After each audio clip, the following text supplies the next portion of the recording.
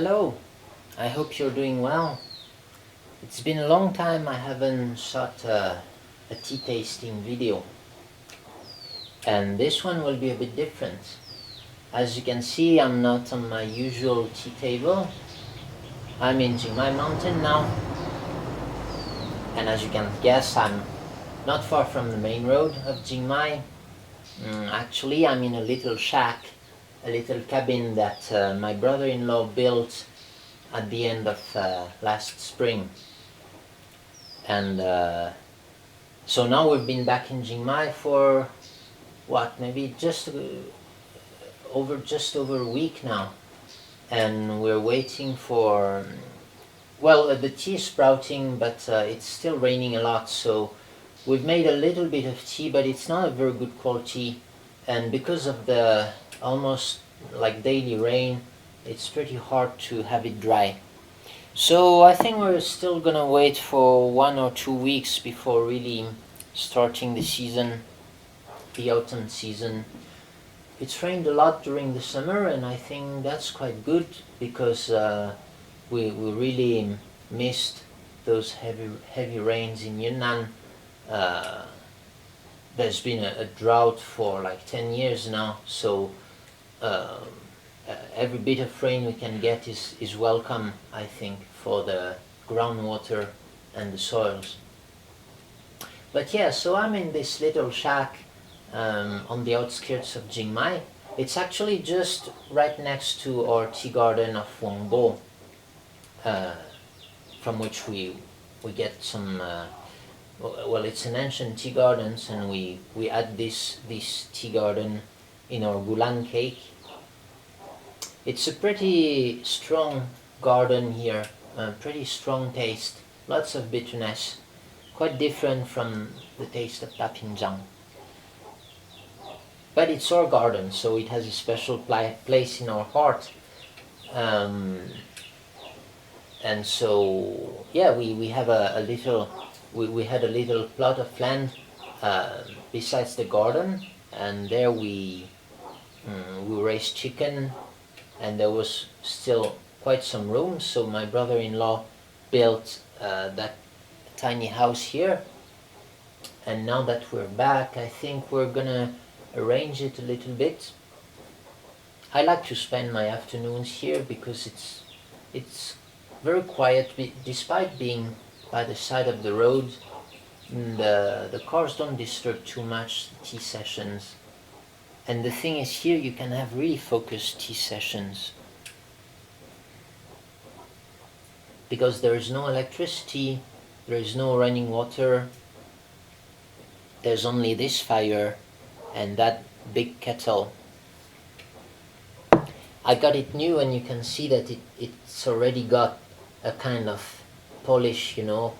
It's all the soot from the fire that makes it dark, and every day it gets a bit more beautiful. I like that sign of weathering on stuff. And this one is pretty quick, and you can see I have that little teapot, which was given to me by Dan Dressler from Czech Republic. Maybe some of you know him. He has pretty good tea and beautiful teaware.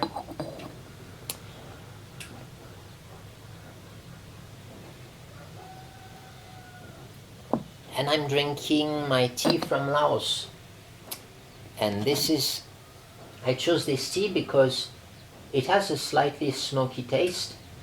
And since we boil the water on the fire, the water will also be a bit smoky. So I thought that tea would fit well to that kind of tea setting. And it does, because, despite that, it's a little bit smoky, but you still get the complexity behind the smoke. But I would say most of what happens is really in the mouth, in terms of mouthfeel. So I would say it's not a refined tea, you know. It's more It's really a tea for this kind of session, but it really gives you a good boost, good huigan, and a kind of complexity, but the kind of complexity that I think wouldn't be, well, it's still quite rough, like a peasant complexity. Okay, it's not a noble complexity, or I don't know. Don't you think that some products just taste expensive, and it's not always the stuff you like most? I found that to be true for wine and for tea. Some teas taste really expensive in the way that you feel like you'd need to lift your little finger to enjoy them. Something like that. And it's not the case for this tea.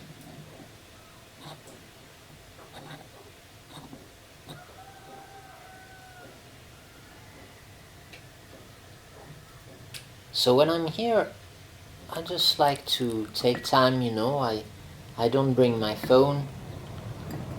So today I brought the camera to shoot this video, but this is quite an exception.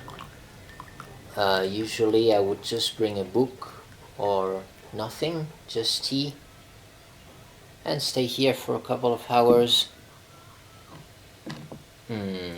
looking at the fire, listening to the water in the big kettle, just enjoying all the smoke that releases both from the fire and the steam, and more steam here. That's so cool, actually. It reminds me that when I started drinking tea, well, I would do like everybody else in Europe. I would go to the tea shop, and on the package they would write the water temperature and the brewing time. And for me that was super important. I thought, like, if you're tea connoisseur, you must respect those parameters, like 85 degrees Celsius for your water, and like 3 minutes and 30 seconds. So I would have my timer, and I would like mix boiling water with fresh water, and in order to get the right temperature for my tea. And did I enjoy doing this?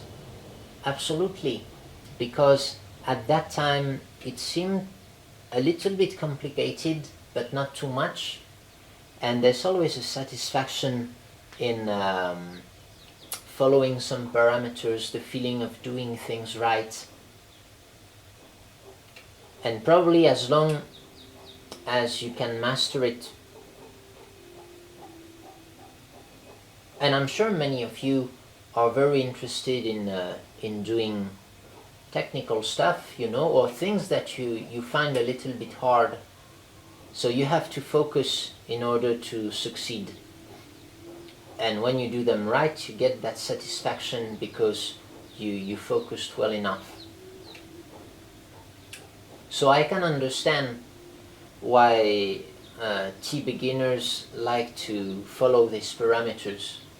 And it feels like if you oversteep that by 30 seconds, then the tea is undrinkable. You're not going to be able to enjoy this tea. And of course it's all in your head. Just because the tea seller wrote you have to brew your Darjeeling tea for like 2 minutes and a half or 3 minutes, I can tell you it's quite it's quite subjective, actually. You could say it's a kind of framing, because the tea seller is supposed to be a tea expert. He writes that and you abide by it. And maybe it's like freedom in life, like you have to take it, actually. So when you're a child, you just listen to what the experts say, what your parents say, and someday you rebel against the order, and you start thinking that that tea expert in your tea shop doesn't know much about tea actually, because if he knew about tea, he wouldn't be writing those stuff. He would be, I don't know, brewing Gonfu style or something. So you start exploring new ways of brewing tea. So you go to Gonfu and you think, yeah, Gonfu is it's much more technical, I think, than following the parameters. So you start and you're very satisfied when you get a good cup of tea doing your Gonfu. But then, once you get used to it, you find out it's a very simple method. And maybe it's after going through a couple of challenges like this, where at the beginning you think it's hard, and then when you get proficient, you feel it's just natural. Once you understand this cycle, maybe you will start looking for simplicity in the tea session. And actually, I find myself brewing tea in a mug quite a lot, really. And now I'm just enjoying brewing my tea like this. And I find out that at the moment, it's more satisfying for me than doing a Gonfu, even if my water is smoky and there's smells in the air. We don't have exactly all the proper teaware and stuff, but it's a bit different because I selected that teaware, and that's teaware I like.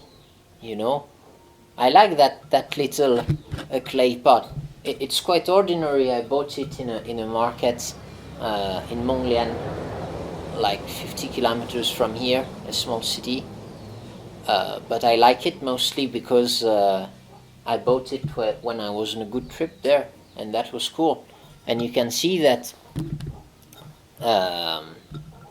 my family completed the design by just putting some electric wires to make a handle, and I think that's perfect. It's very handy.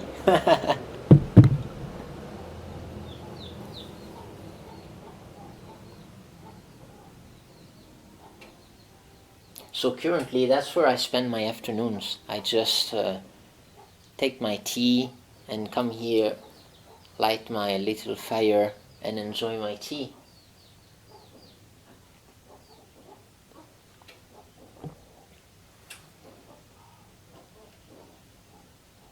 Now, of course, I think, as I said many times before, you could say you have two ways of enjoying tea. One is more analytical, where you will try to be kind of scientific, you could say, like as unbiased as possible.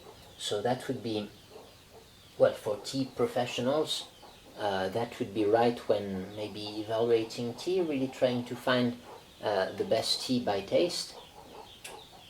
And then there's the second approach, which will be more of an art, you could say, and which is more free.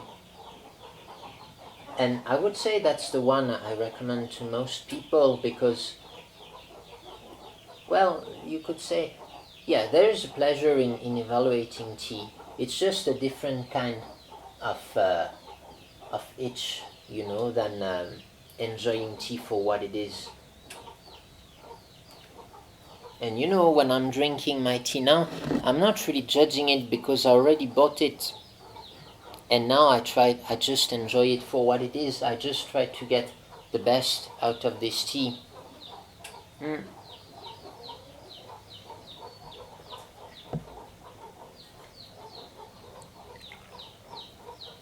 I remember one day I was in the plane, and like everybody else, I got my little tea bag.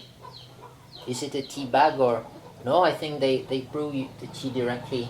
They give you the tea directly in your cup, of course, it was some very low quality tea, but I got to think that's quite a unique tea session because I'm having tea in a plane at like 40,000 feet of altitude, so um, that's pretty cool. And actually, it makes up for the bad quality of the tea, so I should really enjoy this cup of tea. And I just focused on the tea, and that was an enjoyable session, even if it was a shitty tea.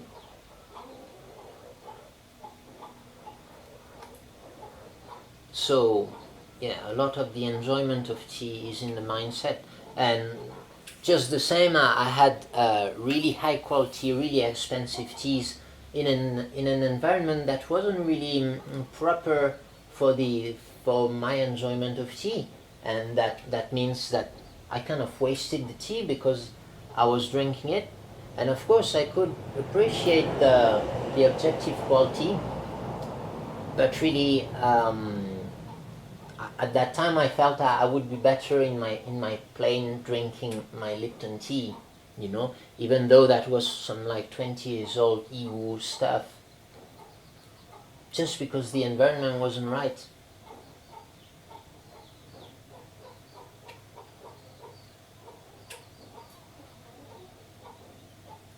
So you can also think of this actually when you're buying tea, you know, um,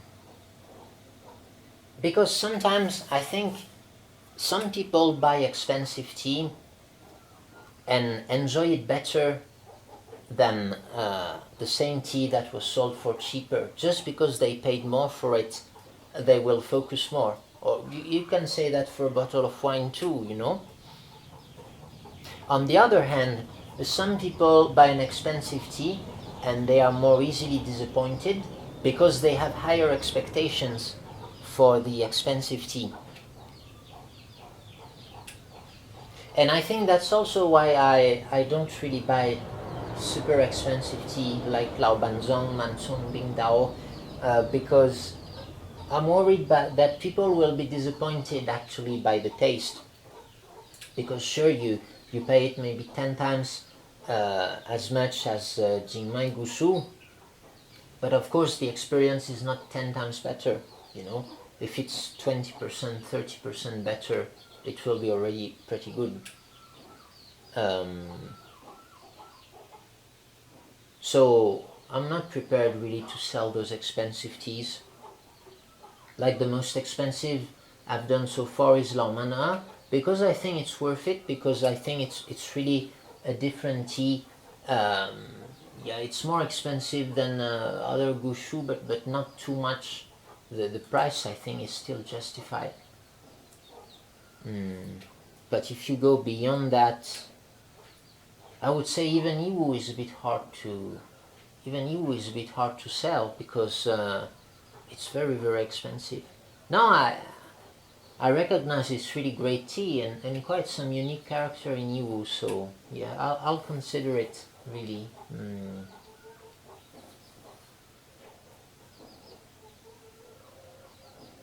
Now, of course, when I evaluate tea, when I buy tea from my website, I try to, well, I use more of the analytical approach, and usually I won't make my decision on just one tasting. I like at least to have a tasting when I'm home in some more familiar parameters, and usually I try to have the tea 2-3 times at least before deciding on a purchase. So of course our pricing is quite, we try to think in terms of price for value, but there's also the fame of the area, and actually that's also a value in tea, I think, of drinking a famous area. It can feel a bit ridiculous, that people would pay 20 times the price of average Gusu just for Lao Banzang tea. But on the other hand, maybe they've seen a documentary about Lao Banzang, they know it's very exclusive tea, and when they drink the tea, they get a sense of power actually. Just, I guess, like the sense of driving a luxury car, or drinking an old wine, things like that. The sense of exclusiveness. Which is more true, I would say, to the source of power in the end. Maybe a lot of those people are only looking for power. Maybe we're just all looking for power. It's just that power can manifest itself, can be embodied in different things. And I would guess for a lot of you, power is knowledge, actually. If you're like me and buying lots of Pu-erh tea like this just to know more about tea, I think that's what you could call power. It will give you a sense of power, of maybe knowing things. Yes, just discovering information, knowledge. I guess that's what we research for. I don't know honestly why I drink Pu-erh tea. Well, I would say just to explore, just to explore the world.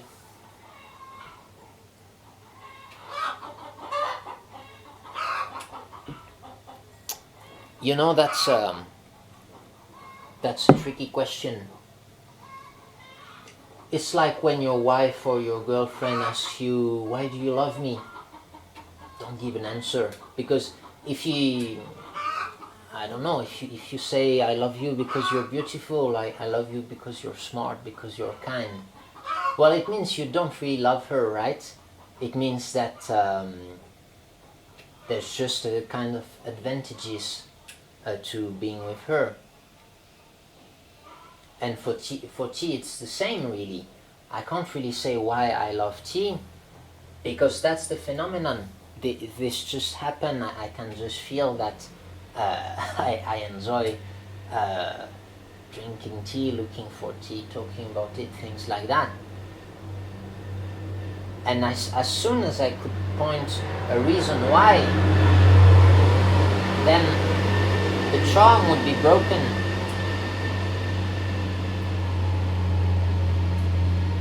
So maybe it's better not to look into it too much, actually, and just enjoy the passion.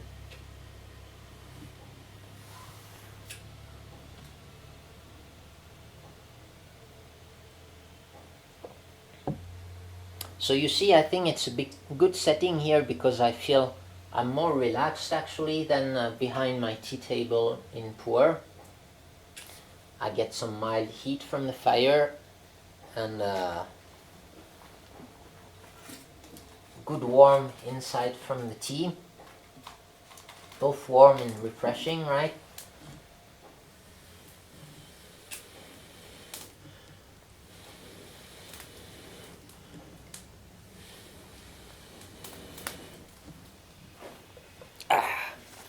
And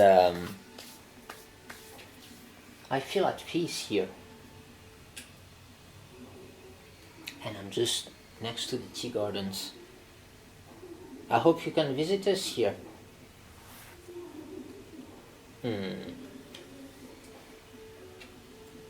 I like it that way, but I guess we will still have to improve it someday, in some way. Like, this is all a dirt soil like this. I like the color, actually, the feel, but of course, like for the kids and stuff, it's not so convenient. But we'll see.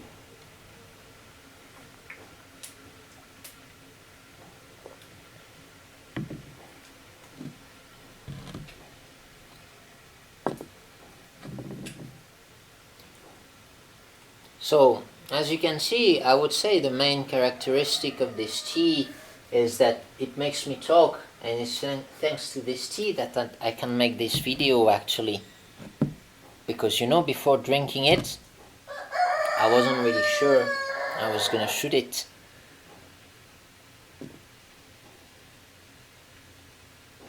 Haven't you noticed that when you drink tea with friends, it starts quiet, like you're focused on tea, and then you have the chachi that kicks in, and you get very talkative with people.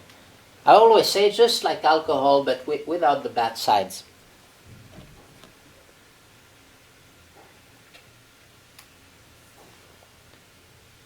So the processing was good in this tea. It was made by Huangbo, who is the technician for the NGO we work for. And yeah, they were... that's from Laos. It's a tea from Laos, from the north of Laos, Pongsali province, Nyatu district. And this tea... Well, I bought it mainly because the guy had a hard time because they couldn't sell their tea very well.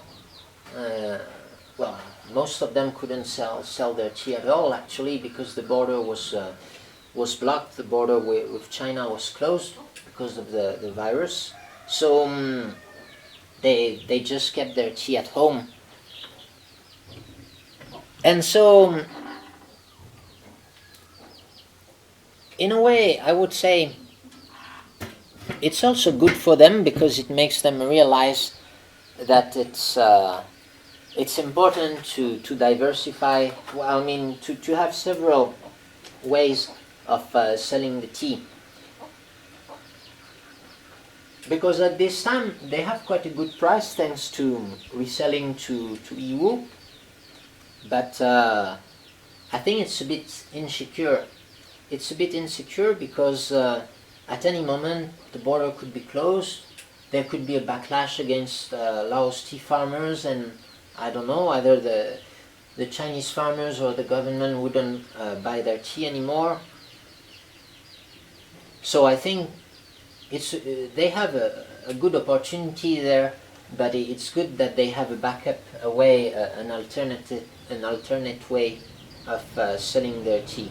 And I think once the crisis will be over, they will be even more inclined to find other ways. Even if in the short term maybe they make a bit less money, or, well, no, I think they can make as much or even more by doing in other ways. I think they have to build their own brand, either individually, like we see in China with lots of trucks coming there. Yesterday it was much more quiet. So I was saying either they could like do a cooperative model, like each village or a group of village have one big factory where they centralize the tea production, or they could have a cooperative model but with individual processing, and then the tea is blended. But I think that would be a bit hard to enforce quality, good quality with that model. Either they would have more like typical Yunnanese model, in which it's more like a free market and competition, which means that each farmer runs his own business and they will cooperate on some parts maybe. That would be the best solution in my opinion. As I understand, it also depends on the villages. Some villages have a strong community mindset and they might prefer to go for the cooperative way. We'll see. It's been a long time we haven't been to Laos. Oh, I wish I could go more to Laos, Thailand. But we're not too bad in China. And actually really pretty good in Chiang Mai, I would say.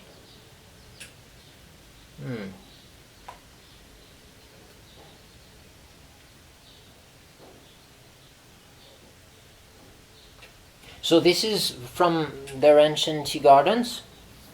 I'm not really sure about the age of these gardens really, because so they say they found really big trees, old trees in the forest. So these must be really old and abandoned from another era of tea production, maybe centuries ago in that area.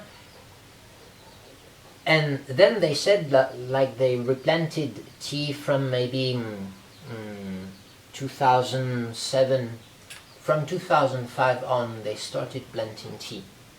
But when you look at their tea trees there, they are quite middle-aged, like they could be maybe 50 years old or 200 years old. Of course it's hard to estimate, but if you compare to like Jingmai, you know, what they call Gusu looks a bit like the Gusu we have in Jingmai. And so it's middle-sized tea trees. Okay, so those, what they call gaogan, like the big poles, actually, they are like single trees, single trunks, and they go as high as like 10 meters.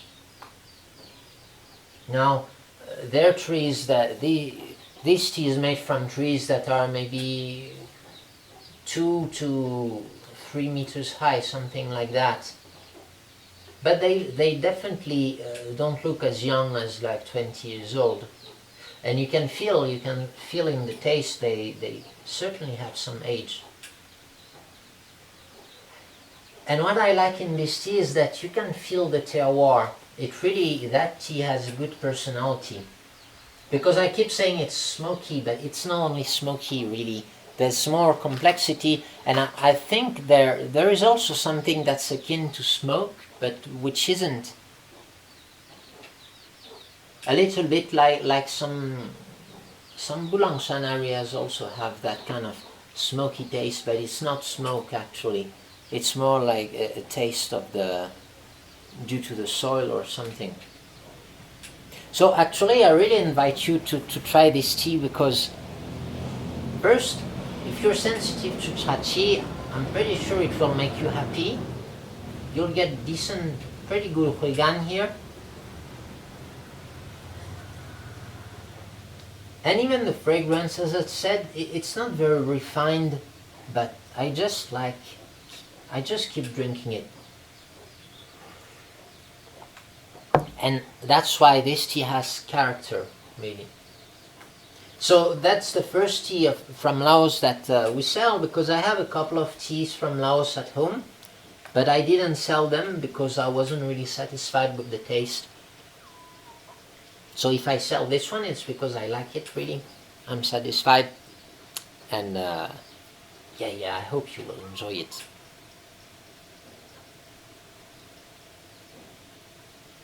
Okay, I will keep drinking that tea. I will leave you here because I'm running out of battery now, and there's no electricity here.